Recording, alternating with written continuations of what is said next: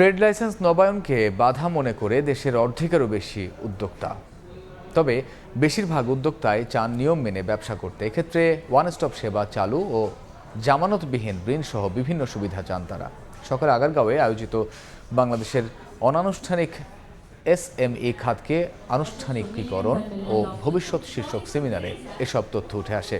অনুষ্ঠানে বিশেষ অতিথির বক্তব্যে শিল্প মন্ত্রণালয়ের সিনিয়র সচিব জাকিয়া সুলতানা বলেন, অনানুষ্ঠানিক খাত নিবন্ধনের আওতায় না আসার কারণে সরকার কোটি কোটি টাকা রাজস্ব হারাচ্ছে। সেমিনারে শিল্প উপদেষ্টা আদিলুর রহমান খান বলেন, বিভিন্ন খাতে 16 বছরের স্থবিরতা ভাঙার চেষ্টা করছে সরকার। এ খাতের সবার পরামর্শ নিয়ে সমস্যার সমাধান করার কথাও জানান উপদেষ্টা।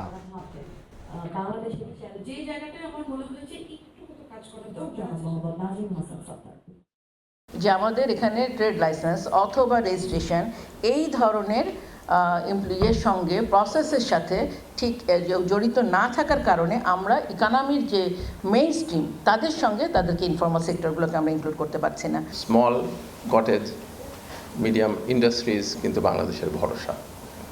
ঘরে ঘরে যেন এই উদ্যোক্তা গড়ে ওঠে। যে বাধাগুলো আছে সে বাধাগুলো আমরা সরিয়ে দিব।